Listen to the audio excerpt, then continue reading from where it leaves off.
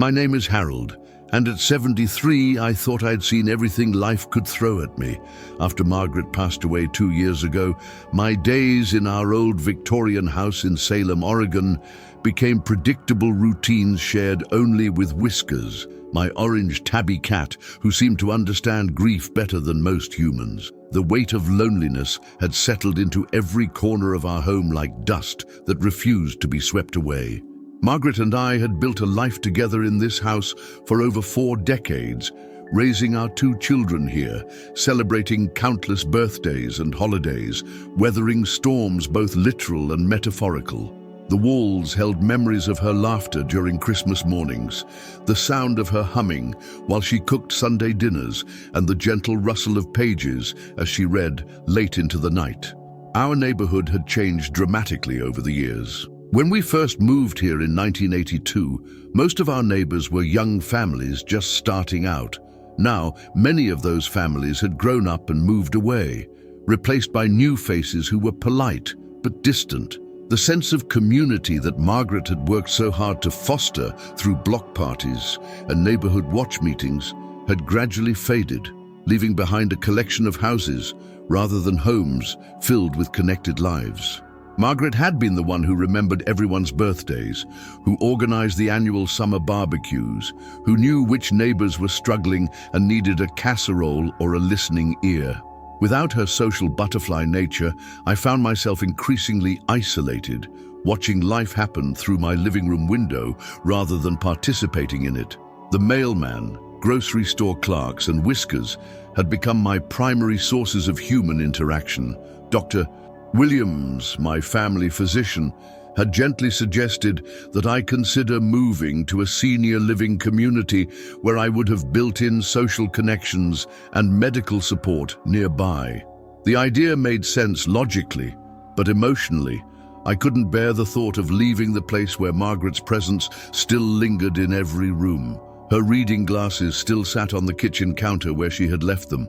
Her favorite coffee mug remained in the cupboard, unwashed since her final morning. These small details had become precious relics of our shared life. The house felt impossibly large, without Margaret's laughter echoing through the hallways. Every morning, I would wake up expecting to smell her famous blueberry pancakes wafting up from the kitchen, only to remember that those days were gone forever. The silence was deafening, broken only by Whiskers' occasional meowing and the ticking of the grandfather clock Margaret had inherited from her grandmother. It was a crisp October morning when everything changed. The maple trees in our neighborhood were showing off their autumn colors, painting the suburban streets in brilliant reds and golds. I was sipping my morning coffee on the back porch, watching Whiskers chase fallen leaves across our overgrown garden. Margaret used to keep it pristine, with perfectly manicured rose bushes and a vegetable garden that was the envy of all our neighbors. Since her passing, I had let nature reclaim most of it, unable to bear the memories that came with every pruning shear. The garden had become a wild tangle of overgrown shrubs and weeds that reached my waist in some places.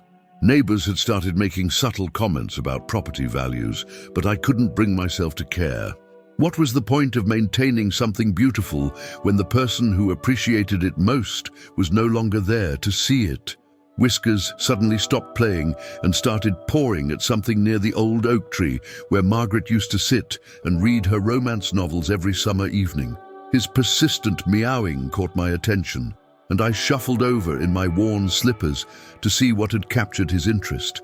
The cat was acting strangely, more focused than I had seen him since Margaret's death. "What is it, boy?" I asked, crouching down with considerable effort.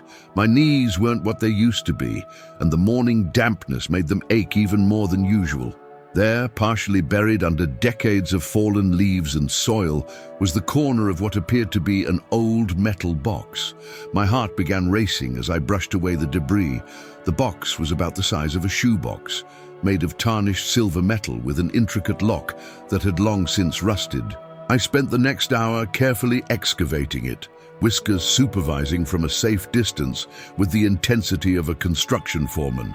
When I finally lifted it from its earthen grave, I noticed it felt substantial, as if it contained something important.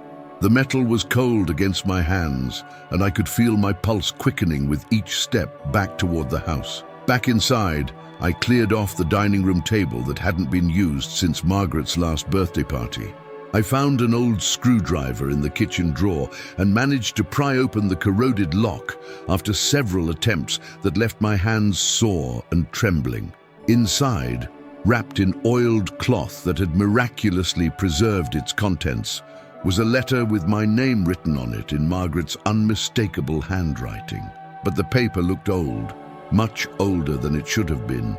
The envelope was sealed with red wax, something Margaret had never done in all our 45 years of marriage. My hands trembled as I broke the seal. The letter was dated 15 years ago, yet I had no memory of Margaret ever writing it or mentioning anything about burying it in our garden. As I unfolded the delicate paper, I could smell her favorite lavender perfume, as if she had just walked through the room. "My dearest Harold," the letter began, "if you are reading this, then Whiskers has done his job. I trained him to find this box when the time was right. I know this will sound impossible, but I need you to trust me one more time." I sat down heavily in my recliner, the same one where I had spent countless evenings reading to Margaret during her final months. Whiskers jumped onto my lap, purring as if he knew the significance of this moment, as if he had been waiting his entire life to fulfill this mysterious purpose. The letter continued with details that made my head spin and forced me to sit down at the kitchen table, where Margaret and I had shared thousands of meals together. She wrote about a safety deposit box I had never heard of, located at First National Bank downtown. She provided a key taped to the back of the letter and specific instructions about what I would find there. But the most shocking revelation was yet to come, written in her careful script that I recognized from decades of love notes tucked into my lunchbox. "Harold, I discovered something about our house 6 months before my diagnosis that changed everything I thought I knew about our future. Our property sits on land that was once owned by the Central Pacific Railroad Company in the 1800s. When they sold the land to the city for residential development in 1923, they never properly transferred the mineral rights due to an administrative oversight that went unnoticed for generations. After extensive research at the county courthouse, spending weeks going through dusty records that hadn't been touched in decades, I found documentation proving we own mineral rights to not just our property, but to the entire city block. The magnitude of what Margaret was telling me felt impossible to process. I had lived my entire adult life assuming we were middle-class homeowners with modest savings and a decent pension from my years teaching high school mathematics. Margaret had worked as an elementary school librarian, and together we had always been careful with money, shopping sales, saving for vacations, and contributing what we could to our retirement accounts. The idea that we had been sitting on hidden wealth for decades seemed like something from a fantasy novel. Margaret's letter continued with explanations that demonstrated the depth of her research and planning. She had hired a geological survey team, paying them with money from a secret savings account she had been building for years by putting aside small amounts from her household budget. Every time she used a coupon at the grocery store or found a good deal on clothing, she had deposited the savings into this hidden account. She had instructed them to keep their findings confidential until after her death, paying them extra for their discretion. "I didn't tell you because I wanted your last years with me to be about us, not about money or legal battles. I wanted to hold your hand during sunset walks and laugh at your terrible jokes without the shadow of business complications hanging over us. But now that I'm gone, I want you to have security. The survey found significant natural gas deposits beneath our neighborhood. With the new hydraulic fracturing technologies, these rights could be worth millions of dollars." I set the letter down and walked to the window, looking out at our neighborhood with completely different eyes. Mrs. Chen's house across the street, where she tended her prize-winning dahlias. The Johnsons' place next door, where their grandchildren played in the sprinkler every summer. Mr. Peterson's imposing colonial on the corner, always perfectly maintained and slightly intimidating. All of these properties sitting on a fortune none of us knew existed. The letter included specific names of lawyers who were already familiar with the case, contact information for the Geological Survey Company, and detailed instructions on how to proceed. Margaret had left nothing to chance, creating a roadmap for me to follow even in my grief-addled state. But there was more, and this part made my blood run cold. Margaret had also discovered that our neighbor, Mr. Peterson, had been quietly trying to buy up properties in the area through a shell company called Pacific Northwest Holdings. She suspected he had somehow learned about the mineral rights and was attempting to acquire them without the current homeowners knowing their true value. "Be careful of Peterson," she wrote. "He's not the friendly neighbor he pretends to be. I have evidence of his activities in the safety deposit box. Don't trust him or sign anything he might offer you. He's been targeting elderly residents specifically, using high-pressure tactics and false urgency to get them to sell quickly." I looked out the window toward Peterson's house with new understanding. He had indeed been unusually helpful since Margaret's death, showing up with casseroles and offering to maintain my yard. His offers to buy our house for cash had become more frequent and insistent over the past few months, always emphasizing how difficult it must be for me to manage such a large property alone. Just last week, he had cornered me at the mailbox, talking about how the real estate market was about to crash and how I should sell now while I could still get a good price.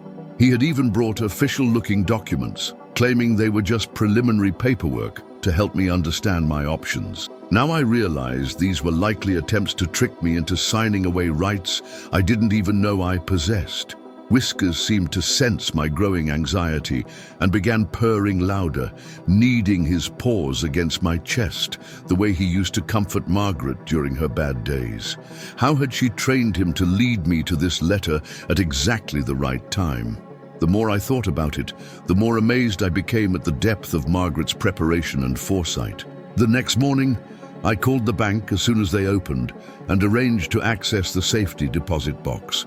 The young banker who assisted me seemed surprised that the box had been dormant for so long, but the paperwork was all in order. My hands shook as I inserted both keys, mine and the one from the letter, into the lock mechanism. Inside was a treasure trove of documents that painted a picture of Margaret's secret investigation into our property's true value. She had been more thorough than any private detective, documenting every lead and following every paper trail with the methodical precision she had once used to grade her students' homework. The Geological Survey reports were extensive and highly technical, filled with charts, graphs, and terminology I didn't understand. But the executive summary was crystal clear. Our neighborhood sat on one of the largest untapped natural gas reserves in Oregon. The estimated value of the mineral rights for just our property alone was being conservatively appraised at $12 million. The entire block could be worth over $50 million. I had to sit down in the bank's private room, overwhelmed by numbers that seemed impossible to comprehend. $12 million was more money than I had ever imagined possessing. It was enough to solve not just my own financial concerns, but to help my children and grandchildren in ways I had never dreamed possible. Margaret had also compiled evidence of Mr. Peterson's fraudulent activities. Photographs showed him meeting with executives from Cascade Energy Corporation in expensive restaurants around Portland. Legal documents revealed his shell company had purchased mineral rights from 3 other families in our neighborhood for a fraction of their true worth. Elderly couples who had been convinced they were selling worthless subsurface rights for a few $1,000s each. Bank records showed large payments from energy companies to Peterson's various accounts, totaling several $100,000 over the past 3 years. He had been systematically targeting our neighborhood, using his friendly demeanor and apparent concern for elderly neighbors to mask a calculated fraud scheme. Among the papers was a business card for Sarah Mitchell, an attorney specializing in mineral rights and property law. Margaret's detailed notes indicated she had already briefed Sarah on the entire situation, paying a substantial retainer to ensure the lawyer would be ready to act when the time came. There was also contact information for David Chen, the geologist who had conducted the original survey. When I called Sarah's office, her secretary immediately recognized my name. "Mr. Henderson, Ms. Mitchell has been expecting your call for over 2 years. She said to tell you that everything is ready to proceed whenever you're comfortable moving forward. She has blocked off this entire afternoon for your meeting if you're available." Sarah Mitchell turned out to be a sharp woman in her 40s who clearly had admired Margaret's thoroughness and attention to detail. In her downtown Portland office, with floor-to-ceiling windows overlooking the Willamette River, she spread out maps and documents across a conference table.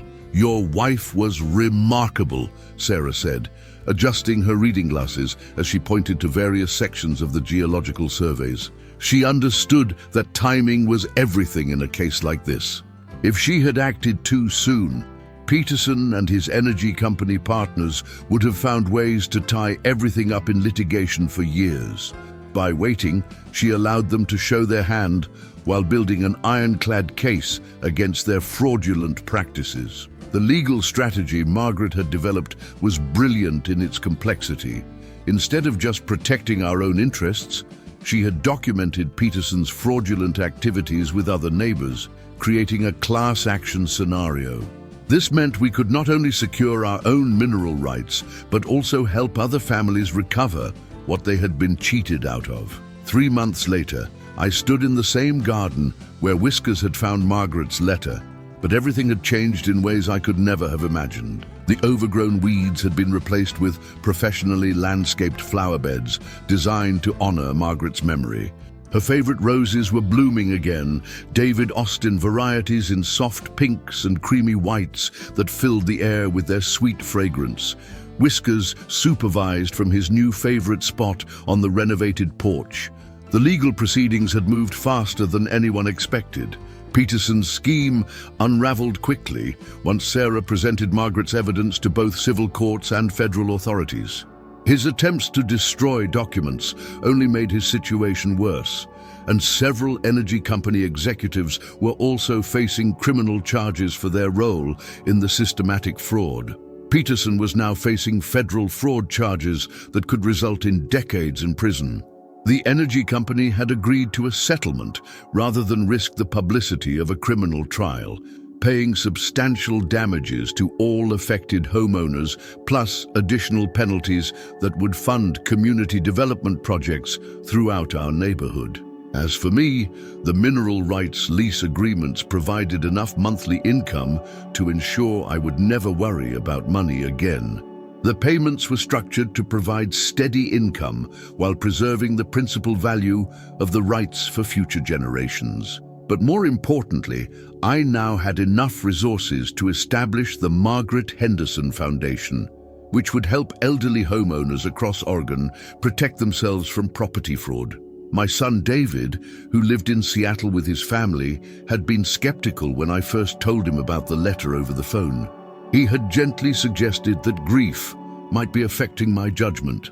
But when the first substantial check arrived and was verified by his own financial advisors, he became a true believer in his mother's final gift to our family. David helped me invest wisely and set up the foundation according to what he knew would have been Margaret's wishes. His teenage daughter Emma, my granddaughter, had even created a website for the foundation as her senior project, featuring photographs of Margaret and testimonials from neighbors who had been helped by her posthumous efforts. The house felt alive again in ways I hadn't experienced since Margaret's death. I had hired Mrs. Rodriguez, a wonderful housekeeper and companion who brought energy and laughter back to these old rooms. She cooked meals that filled the kitchen with warmth and taught Whiskers new tricks, treating him like the hero he had become. Sometimes I caught her talking to Margaret's photograph on the mantel, thanking her in Spanish and English for taking such good care of both me and Whiskers. Mrs. Rodriguez had also helped me understand that the house needed to be lived in, not just maintained as a shrine to the past. We opened up rooms that had been closed since Margaret's death, airing out spaces and filling them with fresh flowers and natural light. The house began to feel like a home again, rather than a museum of memories. On quiet evenings, I still sat in my recliner with Whiskers on my lap, reading the letter that had changed everything. Margaret had somehow known that I would need not just financial security, but a sense of purpose that went beyond simply managing grief. Fighting Peterson's fraud and helping our neighbors had given me something meaningful to live for beyond just memories and loneliness. The geological surveys indicated the natural gas deposits would provide steady income for decades, possibly even for my children's lifetimes. But Margaret's greatest gift wasn't the money, it was the reminder that love extends beyond death through careful planning and selfless preparation for those we leave behind. Whiskers purrs whenever I read the letter aloud, as if he remembers his important role in this story and takes pride in fulfilling Margaret's trust. Sometimes I wonder how much cats really understand about human affairs. Margaret had somehow trained him to wait exactly 2 years before leading me to that metal box, perhaps knowing instinctively that I needed time to grieve before I could handle such dramatic change. Now at 74, I wake up each morning with plans and purpose that extend far beyond my own needs. The Margaret Henderson Foundation has already helped 17 families recover from various forms of property fraud, and we're expanding our services to include financial literacy education for seniors. Our house has become an unofficial community center where neighbors stop by to share stories and seek advice. Sometimes, when I'm working in Margaret's restored rose garden with Whiskers hunting butterflies nearby, I swear I can smell her lavender perfume carried on the Oregon breeze. In those moments, I feel her presence so strongly that I find myself speaking aloud, updating her on foundation activities and thanking her for the gift of purpose she left hidden in our garden. True love never really ends. It just finds new ways to take care of us, sometimes in the most unexpected and miraculous ways imaginable.